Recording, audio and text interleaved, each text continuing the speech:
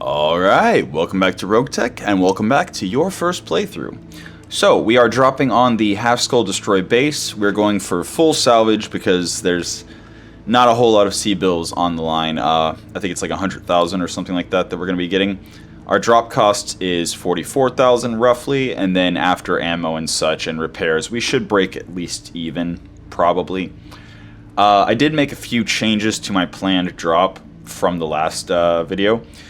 The Choser, I'm going to drop Tainted Loki in again, because getting that affinity up is actually going to be pretty influential. We are not making the best use of the stability damage taken, but it's fine. I feel like getting the 20 plus 1 tank turret accuracy is going to help that AC-10 land better. And also, I was going to put Braver in it, but Braver actually has more than -1 recoil, which means whenever we're firing the machine guns on the Locust at ×6, the recoil of +1 per shot above 3 will be completely negated. So other than the jam chance, we will have no reason to hold off on firing ×6, and when we do crank it up to ×6 instead of ×3, we will not have any accuracy penalty from the recoil. It'll just be the jam chance we're increasing, which is awesome. So that's pretty good. Bugbear, as I said, we're putting in the Hornet just because the Hornet's not the fastest, it's not the most defensive, it is the most likely to explode on this mission. Or any mission, really. And because of that, we're going to put our least important Mechwarrior in it. Horik, slightly more valuable than Bugbear, in part because, I mean, he still gives 1 mech tech, just like she gives 1.5, but he also has military Mechwarrior, which is like baseline okay stats for dropping into combat, and he can pilot tanks Bugbear cannot. So he's more versatile moving forward. And then, of course, as discussed, Hellion with 4 piloting, 4 tactics is in the stealth, in case we can punchy punch, and that's how we're dropping. So, without further ado, let's get into it. Alright, here we go into the Half Skull Destroy base. So, we're going to start simple, very direct, dropping on a Destroy base mission. So, if there are turrets, which again, based on the briefing, I'm fairly sure there will be, that means that the turrets are going to be around the base. And you can always tell where a turret's going to be if there's one of these posts. These are specifically for turrets, and that is all they are for. So if this base does have turrets, we're going to see those 4 posts have a turret on top of them. Because of this, if these are direct fire turrets, which most early game low skull difficulty turrets are, we can slightly manipulate line of sight to only deal with 1 or 2 of them at a time, preferably. So if we come at them from the high ground, we'll have higher accuracy dealing with the turrets, but they will mostly, the 3 at the top definitely will be able to shoot at us, and the 1 at the bottom may get line of sight if we're high enough up. If, on the other hand, we come at the base from the low ground here, we can potentially block off line of sight from the higher 2 turrets and kind of just hug the ridge line to deal with the lowest turret first, and then as we present ourselves to each turret, hopefully take them down 1 or 2 at a time. That said, we also don't know where the garrison is, if there is one, which, again, based on the briefing, we're fairly sure there will be. So it takes a slightly different consideration of where you want to drop compared to the defend-based missions, which we covered extensively. That said, we have limited options as far as where we drop based on just the placement of enemies, the placement of our random drop zone, etc. So it's looking like we cannot drop directly on the high ground to approach the base anyway. Which, again, if we're approaching on level field with the turrets, all 3 of the higher ground turrets are likely to be able to fire on us, and we won't really have much of an advantage to being just on level ground with them. So, the other consideration, of course, as with every drop, there's always the consideration of what direct fire and indirect fire options do you have, how fast can you move, and, you know, what is your vector of approach, and how quickly can you do it. So, based on the fact that we're running mostly short range, even our LRM is running dead fire ammo, which is a shorter range LRM missile, and also direct fire only. It's very interesting to consider dropping specifically along this ridge here. So, to zoom in a bit, if we're dropping down into this kind of ravine sort of position, it'll allow us to approach the base along the ridge, which very easily could block line of sight from the 2 high ground turrets on this side, and will most likely, almost certainly, block line of sight from the 3rd turret on the high ground. So we could potentially then destroy the low ground turret, and then swing up and around onto the level ground with the other 2 turrets that are here, and attack them directly.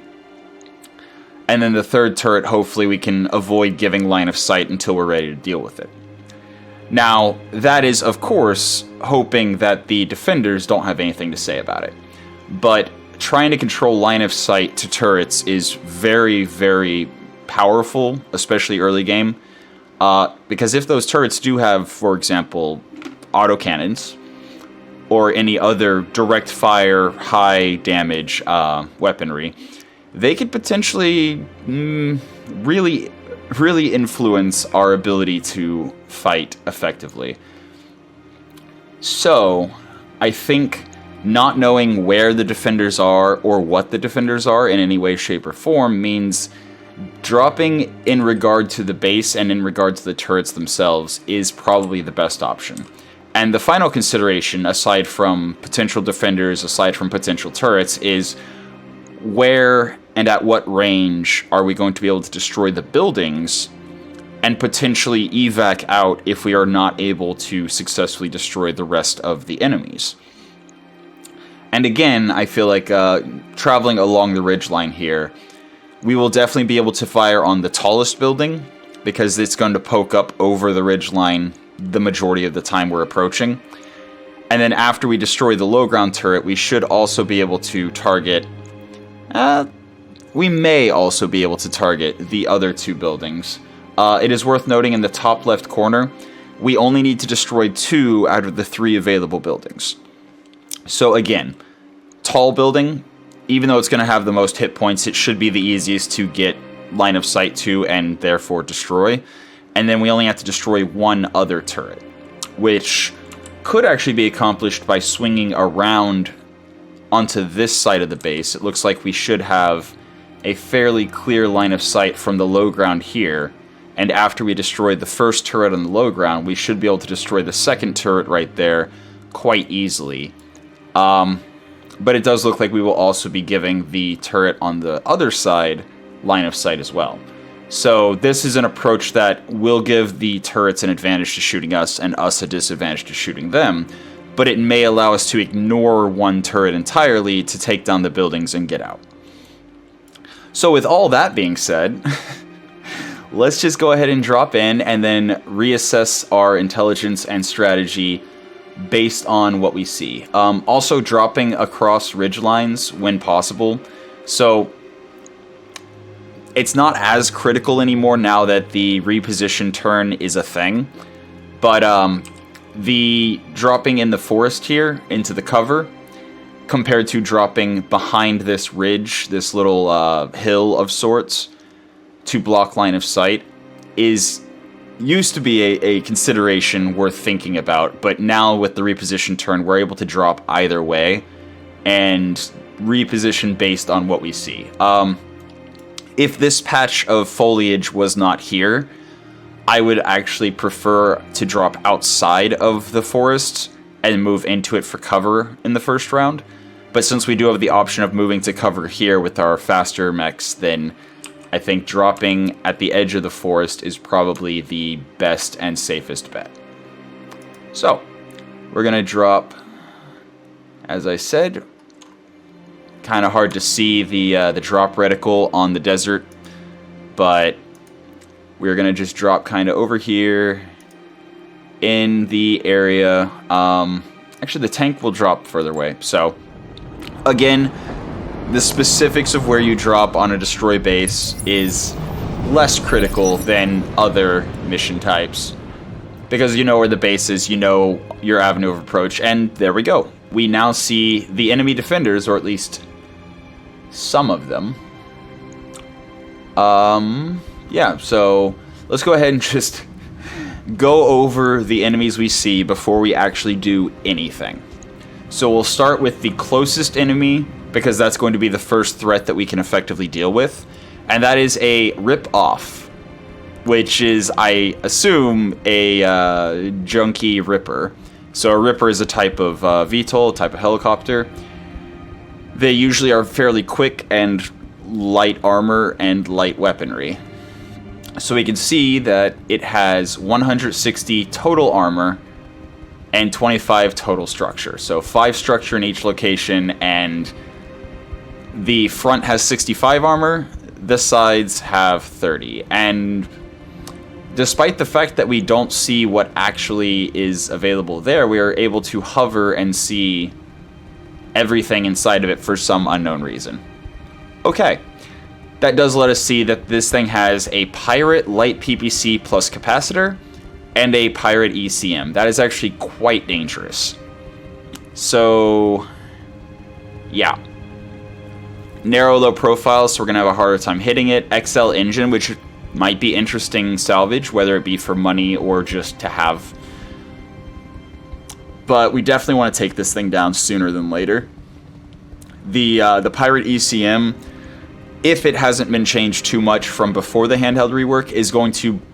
We also see an Urban Mech R60, which Urban Mechs, especially the R60 and others like it, have very low mobility, but have respectable armor and weapons for the tonnage that they're at. The R60 here has a total of 480 armor, which is a bit... It's respectable for a 30-tonner, which, you know, it's fine. But it has a ballistic and an energy, and we are not able to see exactly what the locations have for it. But, if I remember correctly, the R60 is the one that has the AC-10 and medium laser. Just, again, off the top of my head. Regardless, it's not a super high threat unless it has a Mechwarrior that is quite accurate inside of it. We should be able to dismantle it very quickly once the reposition round is over and it has next to no evasion. I'm not seeing any other mobile units, and since it's a half-skull mission, it could just be that those 2 units actually absorbed all of the available value. So it could just be literally those 2 units defending the base. But we do have the turrets, so let's go ahead and take a look here. We have a Light Gauss emplacement. Light Gauss is particularly dangerous to low skull, or to low rated, low tonnage units, because it has bonus accuracy, bonus evasion ignore, and it still does quite respectable damage at extreme range. So this thing, if we give it line of sight, it will be able to shoot at us. The range is just extreme. So we're going to want to definitely keep this thing from having line of sight to us until we're ready to shoot it. I think Light Gauss is 50 damage pinpoint. Don't quote me on that, but regardless, the key thing to keep in mind with Light Gauss is it's accurate, and it can fire pretty much across the map. We then have a sniper turret with 2 ballistics of some kind. I believe for a half-skull sniper turret, it's likely to be a pair of AC-2s, which is not super concerning, but it could also be AC-5s or all the way up to AC-20s. Could possibly also be Gauss rifles, but it's highly unlikely on a half-skull mission. It's much more likely to be a pair of AC-2s or AC-5s or an AC-5 and an AC-2 or something like that. Light command bunker. So command bunkers are very noteworthy because they usually have electronic warfare gear of some kind. They usually have some kind of anti-missile system, and they usually also have like machine guns and other small weaponry. It's less about them doing damage and more about them supporting everything else on their side. So as long as we keep our distance, the light command bunker isn't threatening in the way of dealing damage to us, but it is threatening in the way of intercepting our missiles and, more importantly, scrambling our sensors and protecting the turrets that are around it. Luckily, the enemy forces are far enough away that I don't think we have to worry. Yeah, we don't. Because you can see the purple radius is... I believe purple is electronic warfare suite. So that means that its electronic warfare is only defending this sniper turret, the turret that we can't see yet, which also could not be there. That there is, on a half-skull mission, it's entirely possible that one of the turrets just didn't get spawned because the value was eaten up by the other 3 turrets. But if the turret is there and we just don't have any information or sight on it or anything, then we'll see what it is in a moment or in a bit. But it's also in the protection of the electronic warfare from the light command bunker. So the easiest turret to dispatch is going to be the light Gauss emplacement, which is also probably the highest priority turret just because of the increased accuracy. But I see nothing but line of sight turrets, which means as long as we don't give them a shot, they will never hit us. So we can actually use the ridge lines and the hills and plateaus and things to try to focus down the Ripper and the Urban Mech before we even start paying attention to the turrets. It is going to be a little difficult with the sniper turret, because unless we're really hugging the ridge line, it's not going, like, it will likely have line of sight to us if we swing out from the ridge line at all. But we're definitely going to need to be able to get line of sight to the Irby. And if we also swing out at all without... if we don't hug right up against the ridge and we don't get behind one of these other high elevation points, the light Gauss emplacement will definitely be able to shoot us. So yeah, we're going to reposition. Yes, Commander. And we're going to reposition using the reposition round, in part paying attention to those dotted lines, which, again, fairly difficult to see with the desert biome, but hopefully that's coming through a little bit, is that there are these kind of like slightly transparent dotted lines. Every single one of those is direct line of sight to something. Actually, wait, no. We have an LRM-5. Is it automatically... Here, let's, Yeah. Okay, so because we only have deadfire ammo, it is showing line of sight only. The dotted lines, if we had any indirect fire ammunition selected, it would show dotted lines for indirect fire as well. But for now, I think we are definitely going to kind of try to keep to blocking line of sight as possible. So we're going to move the Hornet here and brace, so it has no line of sight to anything right there. I'm listening. That does still give us 5 evasion, and again, the most important part is not giving anyone line of sight. The heavier, or the medium mechs, the higher tonnage mechs, I am more comfortable giving some of the enemy's line of sight, but the Hornet is the slow moving of the 20-tonners. And it looks like if I move to this hex right here, I will be giving the... Oh, okay, yeah. That's also worth mentioning. The dotted lines will also show direct line of sight to the target buildings that can't shoot back at you, which is what's going on here. I was going to say hugging the ridgeline should give us more protection than that, but it does. It actually does. So if we move to this particular hex, there are only the 2 dotted lines. Also, the dotted lines that you see, the closer together they are, the closer that target is in proximity, and the further apart they are, like the more space between the dashes, the further away the target is. It's just a small thing that it's kind of whatever. It can occasionally be helpful to understand what you're looking at. But yeah, the large military building, obviously I'm not worried about it being able to shoot, and the only other dotted line that we have in this particular hex is to the Ripper, which again is our first target, and the primary thing we're worried about taking down. But just in case the urban mech moves into a position where it can shoot at us, I'm going to move and brace instead of sprinting with the stealth. So the 40% damage reduction from cover and guarded is going to be helpful if we get hit by the autocannon and laser. Oh, there we go. AC-10 small laser. So I was half right. I was right on the important part, the AC-10. Medium laser to small laser isn't that big of a difference. Now here we are with the Locust. The Locust, we can actually get a significant amount of evasion and also get to positions that other units can't. Like this particular hex is interesting for the same reason as the hex that we put our stealth into. This will give us the ability to only be shot at by the Ripper and the Irby if the Irby moves. So that sounds like a good staging point. You want fast?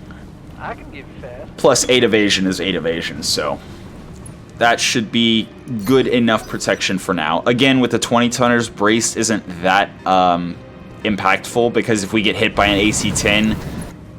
Okay, there's an enemy tank as well. There we go. So, first of all, the tank, and then second of all, I don't know, the metal affected, if you were able to see that when it popped up.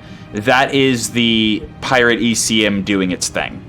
So that's going to be scrambling all of our sensors, and you saw it was a very, very wide area. The dotted green line is the massive radius of the Pirate ECM.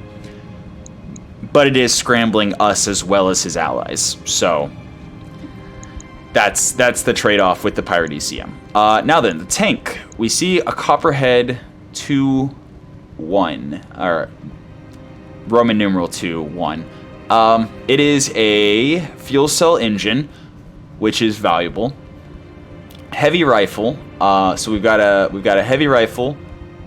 It's also showing a light PPC with capacitor. No, okay, so that was just a holdover from the pop-up whenever we were looking at the Ripper. Okay. Fire control standard 2, crew compartment, heavy rifle, machine gun, tandem rocket 20. Okay. This is the point where I'll talk about tandem rockets then. So tandem munitions, tandem rockets, tandem ammunition, tandem missiles do damage directly to structure when and if they hit.